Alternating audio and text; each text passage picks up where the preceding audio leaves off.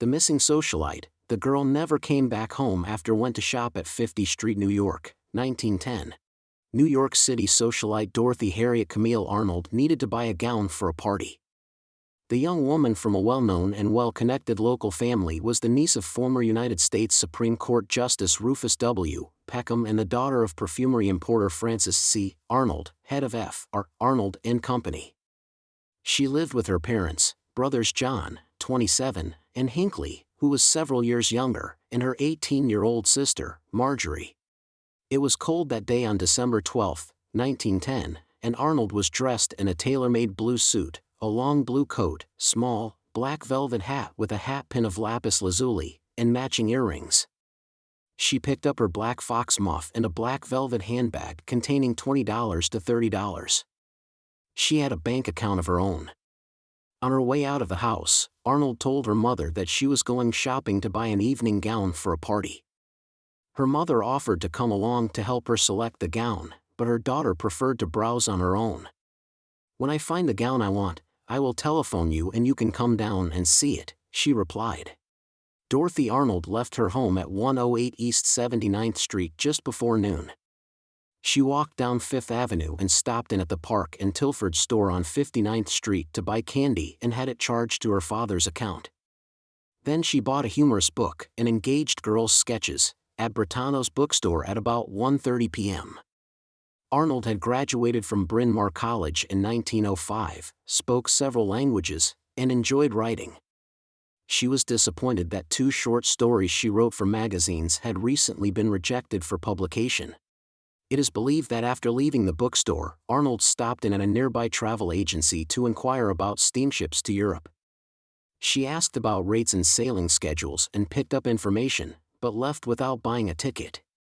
She was expected to go to a Fifth Avenue department store to buy the gown, as that was the primary purpose for her shopping trip, but there is no confirmation that she ever arrived there. She did run into a girlfriend that afternoon and told her that she was going for a walk in Central Park, and that is where Dorothy Arnold's trail ended. She never returned home. It is believed that she went missing sometime between noon and 2 p.m. on December 12, 1910. It was not until that evening that anyone noticed Arnold's absence. Her family became concerned when she failed to return home for dinner, as she usually warned her family if she was to miss a meal. Their worry grew as the evening wore on without any news of her. The next morning there was still no sign of the socialite, and her family began telephoning her friends to find out if anyone had seen her since she left the house the day before. By the evening of December 13th, the family decided that the situation had become increasingly serious. They contacted their lawyer for help and then notified police. Not wanting to draw undue attention to their situation, they requested that the police investigate while keeping Arnold's disappearance under wraps. It is not clear why. The Arnolds also hired the Pinkerton Detective Agency to help locate Dorothy. Detectives searched hospitals, retreats, and other places where she might have been brought had she been injured or ill. Detectives went to Boston, Washington, D.C., and other cities where she had friends and former college classmates, but nobody had seen or heard from her. For days before her disappearance, Dorothy Arnold had withdrawn $30 from her bank account, which was not unusual. She had an allowance of $100 a month and usually took out $25 a week. Sales clerks questioned in both shops she was known to have visited that day said that Arnold's demeanor seemed courteous and untroubled. Nothing appeared to be amiss. While searching Dorothy's room for clues, her family found information and promotional materials from different steamship lines that traveled to Europe. The companies were contacted to find out if she had sailed aboard one bound for Europe. Pinkerton's agents in Europe were instructed to meet every steamship that arrived from New York to see if she had made the transatlantic crossing. Although some women resembling Dorothy had disembarked, the information proved to be a false lead. At first the police believed that Arnold had run away to get married. Pinkerton's detectives searched records of marriage licenses, but it proved fruitless. None turned up with her name. They spoke to all the men with whom she was acquainted, but they were all accounted for and she was not with any of them. While searching through Arnold's possessions for clues, her family found a packet of letters from her friend George C. Griscom Jr., a man from a wealthy Pittsburgh family. He had known her for about 4 years and had seen her at the beginning of November before he sailed to Italy with his parents a month prior to her disappearance. The Arnolds wondered if the pair had eloped. They contacted Lloyd C. Griscom, a former ambassador to Italy who was one of his relatives, to find out how to reach Griscom Jr. He was in Florence, they were told. They immediately sent a telegram to him in Italy on December 16 to see what her friend knew about her disappearance. He replied that he knew nothing and could offer no clues. Police discounted the theory that Arnold had eloped. The Arnolds were not convinced that Griscom knew as little about the situation as he claimed. Mrs. Arnold and her eldest son, John, decided to take a steamer to Italy to speak with Griscom Jr. personally. They went to his hotel on January 16, where John demanded that Griscom give him the letters Dorothy had written to him. He did so, but they were never passed on to police to determine if they revealed any clues as to what had happened to the socialite. Her brother claimed there was nothing of importance in the letters and that they had been destroyed. The Arnold family said that the relationship between Dorothy and Griscom was not serious, yet when Griscom returned home to the United States, he said that he was anxious to marry Dorothy once she was found. He believed that she would agree to marry him if her mother consented. 6 weeks after Dorothy disappeared, New York City Deputy Police Commissioner William J. Flynn told the Arnolds that the police had exhausted all of their usual investigation methods to find a missing person. Bringing the public's attention to the disappearance was the only way to generate any other possible leads through newspaper coverage. The family's friends and lawyers advised them to follow Flynn's recommendation, and they finally agreed. Mr. and Mrs. Arnold announced that they would offer a reward of $1,000, a large amount at the time, to anyone who provided information that led to finding their daughter. Circulars were printed with a picture and detailed description of Dorothy Arnold and included information about the reward. These were distributed to police departments across the United States, Canada, Mexico, and continental Europe. Dorothy was described as being 25 years old, 5 feet 4 inches tall, 140 pounds, with dark brown hair and grayish-blue eyes. After the disappearance was made public on January 26, 1911, the story received almost daily coverage in the New York Times. Articles also appeared in newspapers as far away as Europe. Then leads began pouring in. Arnold was reportedly seen in a number of cities, including St. Augustine, Florida, Atlantic City, New Jersey, Richmond, Virginia, and Muskogee, Oklahoma. For example, a man said that he had seen a young woman who resembled Dorothy on a ferry heading to Pennsylvania. An investigation of each lead inevitably led to the conclusion that the person thought to be Arnold was not. Ultimately, none of the clues proved to be useful. The family also received 2 ransom notes requesting payments of at least $5,000 for Arnold's release. They were denounced as little more than hoaxes and attempts to cash in on her grief-stricken family's misfortune. By late January, police still believed that Dorothy Arnold was alive and that she would reappear at a time of her own choosing. The reason they believed she was still alive was because neither her body nor any of her personal effects had turned up. They also did not believe she had committed suicide or left with anyone, but her family didn't share that belief. They suggested that police search Central Park thoroughly, since it was thought that she might have walked home through the park. Francis Arnold thought that his daughter's body might lie in the depths of the lake, but police did not agree. In the 5 days before her disappearance, temperatures had been between 21 and 28 degrees Fahrenheit. It was freezing for at least a week, and people were skating on the lake the same day that she went missing. Police conducted a search of the lake despite their skepticism, but no sign of Arnold turned up.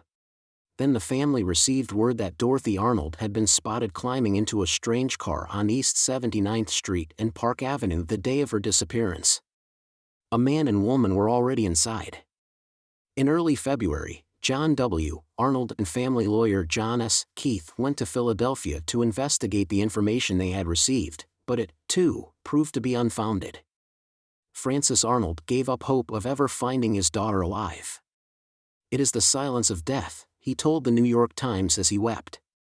He believed that she had been the victim of foul play, but he was not prepared to give up the search for her body yet.